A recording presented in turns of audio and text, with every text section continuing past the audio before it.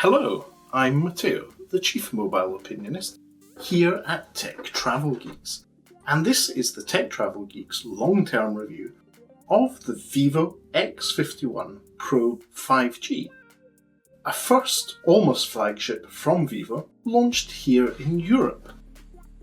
If you don't already, please do subscribe to the Tech Travel Geeks here on YouTube. Right then, so I've been using the Vivo X51 Pro 5G for the last few months, and I have to say this has been the most pleasant surprise of a product that I've used since the Huawei P30 Pro. Now this is high praise. It is a very capable camera phone, and we'll go into the camera details in a bit more depth later on in this video. It is very good battery life, and the overall experience with that lovely AMOLED screen makes it a winner in my opinion. The Vivo X51 Pro 5G is a capable smartphone. The construction is solid. It's a glass back, glass front, and it has a solid aluminium frame. There's a lot of detailing in that aluminium frame and where antennas are placed. That's particularly noticeable at the top of the device, where there's a clear call out to 5G. The curved screen is curved on the edges, and it nicely and gracefully curves into the aluminium frame just the same as the back does. Now that gives you the perception that it is a slimmer device than it actually is, but that overall slimness is reinforced by a decent amount of heft. It feels solid, well balanced, and well built. That feeling comes from the fact that it is well packed in terms of its chipset and batteries. This is running on the Snapdragon 765G chipset. It's a 5G chipset that we've already seen in 2020 devices, and some devices in 2021. That's Qualcomm Snapdragon 765G is not an 8 series flagship chipset, but for all intents and purposes and for the use of the vast majority of smartphone users, it's more than enough for their overall experience. So when I come to talk about experience, that Vivo operating system, their FunTouch OS, is very pleasant to use. It's extremely lightweight, and without being stock Android or the Google Android distribution, it's very, very good. Now, I talk about it being very good. That's not just because it's clean, smooth, stutter-free. That is also because I've been getting consistent updates from Vivo for the operating system itself and the security patches. So this device was updated in 2020 to Android 11 and has been consistently getting monthly security patches from Vivo. This is more than other brands who claim to be Android One partners have been offering to their consumers. So I'm very, very pleased that Vivo are doing this. And it's not a fluke, it's not just the Vivo X51 Pro 5G. We've seen this on the Vivo Y70 as well. Keep an eye out on the Tech Travel Geeks YouTube channel because we'll have a full long-term review of that device soon too. Right then, so the overall experience of that full high-definition display is great. It has well-saturated colours. It has a fast refresh rate, which can be adaptive to save battery, and the colours are nice and punchy. This is an HDR Plus display, which means that if you are watching HDR content from an app or service that provides that, you'll get that full HDR experience. But even with non-HDR content, such as some rich live wallpapers or nice imagery, whether you've taken it with your camera or another one, is really, really nice. The detail's good, there's very little blurring that I've noticed, and just overall, a really good screen. The fact that it's Full HD Plus means that you get a better battery life, and overall, it works really well. The smartphone experience on the Vivo X51 Pro 5G is, as I said, close to stock Android. You have a launcher with an app drawer, you have the Google shelves on the left-hand screen. It's all as you would expect on an Android device, and it's good to see that sort of consistency. In terms of other software features, Vivo offers a lot with their accessories, as we saw with their wireless earbuds and sports wireless earbuds that we unboxed and provided first impressions of here on the Tech Travel Geeks YouTube channel. Those little touches are great if you're in the Vivo ecosystem, but I had no issues working with other brands of devices at the same time, such as my Bose QC35-2s and other Bluetooth devices. It also worked really well with Android Auto in my new car. So overall, nothing to complain about in terms of the software experience, and there are some nice little additions that don't seem to be overwhelming for the rest of the experience. In terms of gaming, the Vivo X51 Pro 5G did really well. It has a dedicated gaming mode which enables you to optimize your experience, and in some cases also allow you to leave the game running on in the background whilst you have your screen off.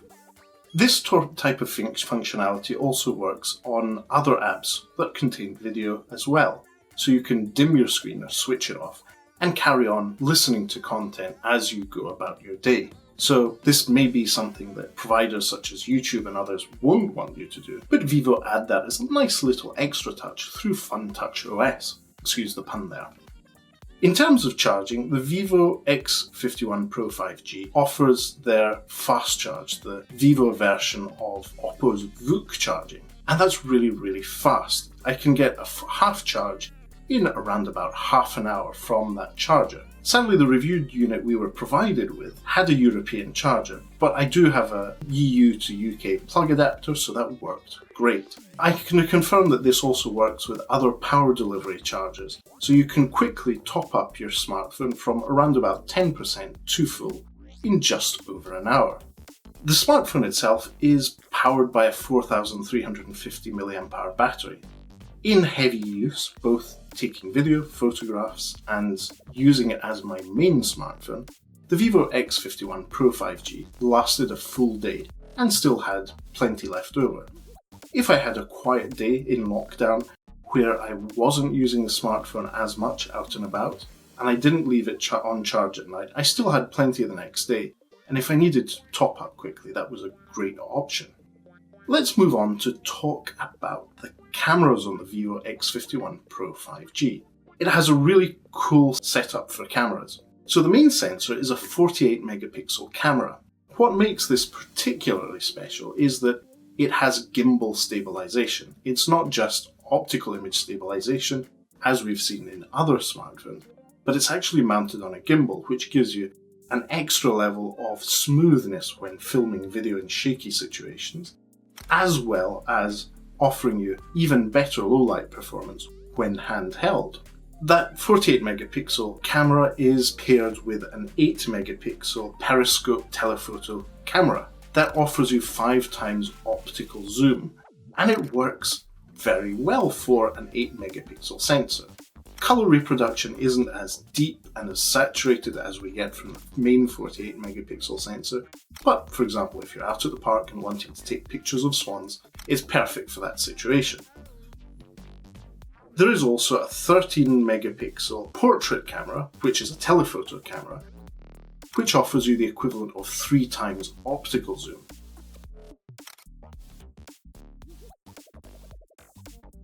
And I'm really happy to say there's no gimmicky macro camera here. That is a full 8 megapixel ultra-wide camera paired in as well. So you have 4 really capable lenses that don't really fill in the gimmick category as we've seen from other brands.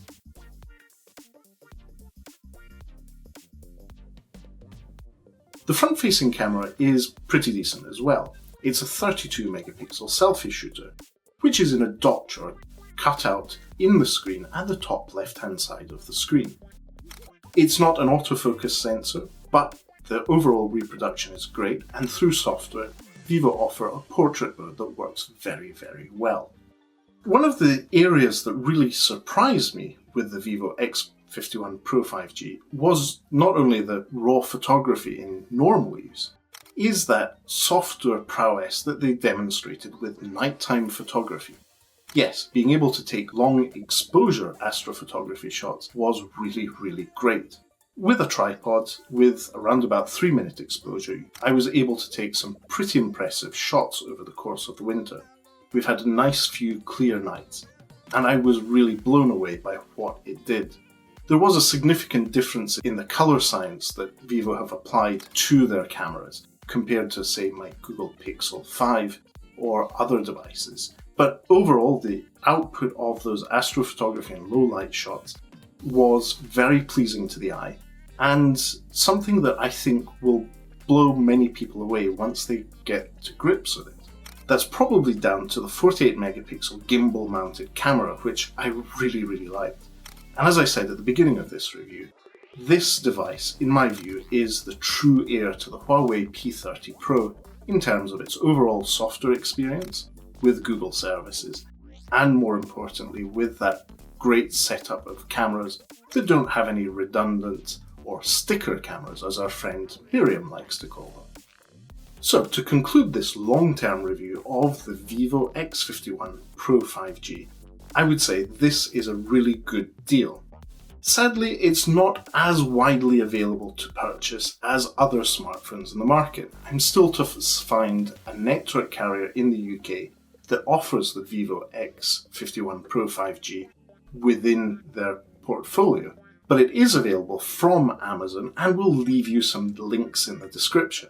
So if you're looking for a great all-round smartphone without having to pay flagship prices for a smartphone, the Vivo X51 Pro 5G is a great option.